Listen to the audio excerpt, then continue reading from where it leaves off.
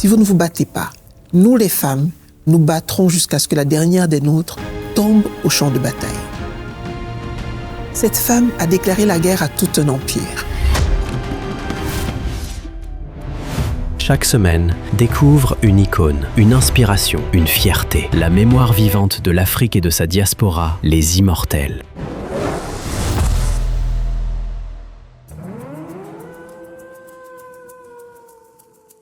Empire Ashanti dans l'actuel Ghana. The early 18th century. From Kumasi, a civilization rises. En 1701, au cœur des forêts d'Afrique de l'Ouest, une puissance naquit de l'unité, l'Empire Ashanti. The Ashanti build an empire of gold, forged through war, culture and commerce. Une nation vaste, puissante, défiant toute tentative de soumission pendant des siècles, un sanctuaire de dignité et de richesse, où la tradition et la souveraineté étaient sacrées. Les Ashanti, sous la direction du monarque Osei Tutu, bâtissent un empire puissant qui va succéder à la Confédération Ashanti. Selon la tradition orale, le grand prêtre du roi, Lokomfo Anoké, fait descendre du ciel un symbole offert par les dieux, sur lequel les chefs doivent prêter serment. L'âme sacrée descendit du firmament, le tabouret d'or. C'est dans cette terre de tradition qu'en 1840 naquit une enfant dont le nom allait devenir un cri de ralliement, Yaa Asantewaa. Ici, le pouvoir n'était pas seulement le fait des hommes. Les reines-mères détenaient le destin du trône. En tant que sœur du chef Nana Akwasi Afrane Okpese, elle devient la reine-mère des Jisou, qui est une société matriarcale comme l'ensemble de l'Empire Ashanti.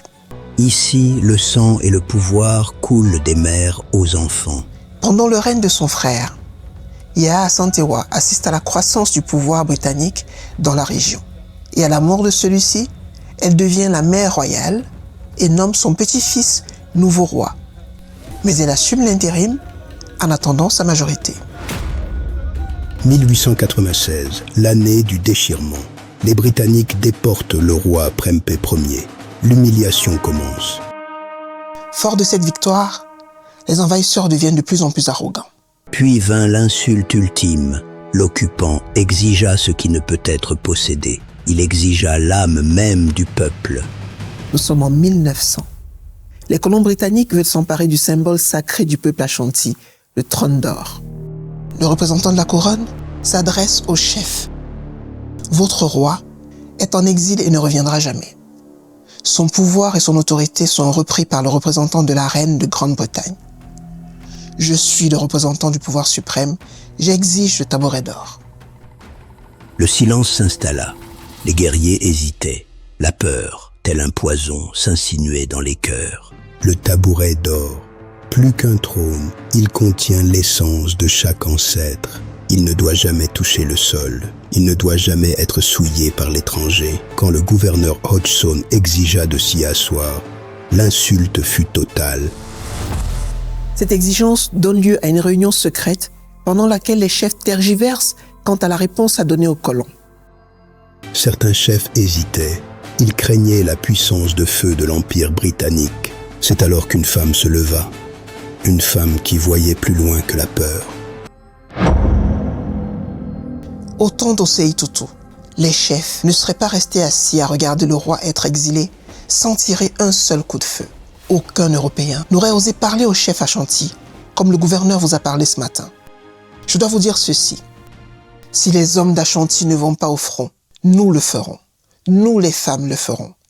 Nous nous battrons. Nous nous battrons jusqu'à ce que la dernière d'entre nous tombe sur le champ de bataille. Ce coup de feu changea l'histoire. Elle fut nommée générale en chef des armées Ashanti. 20 000 âmes prêtes au sacrifice, sous les ordres d'une reine-mère de 60 ans. Elle organisa la défense, transforma chaque forêt en forteresse, chaque arbre en rempart. Le fort de Kumasi fut encerclé. 100 jours de résistance acharnée contre l'envahisseur. L'occupant était piégé, humilié par le courage de ceux qu'il pensait avoir vaincus. Yaa Asantewaa mène la rébellion contre les Britanniques qui seront assiégés pendant des mois par l'armée Ashanti jusqu'à ce que l'Empire britannique envoie 2600 soldats à la rescousse. Le pays se souleva comme un seul homme, sous le commandement d'une femme. Un siège impitoyable où le courage défiait la poudre. Le sacrifice fut immense. 2000 guerriers tombèrent pour la liberté de leur sol. Elle fut trahie, mais jamais vaincue. La dernière grande résistance avant l'ombre coloniale, capturée par la trahison, elle ne baissa jamais les yeux.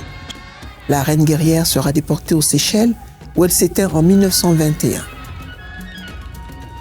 Son corps était enchaîné, mais son esprit restait libre, 20 ans loin de sa terre.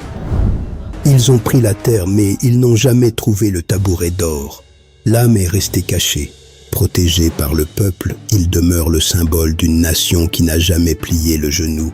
Yaa Asantewaa, la légende éternelle de l'Empire Ashanti. Aujourd'hui, son nom résonne dans chaque rue du Ghana. Elle est la mère de la nation.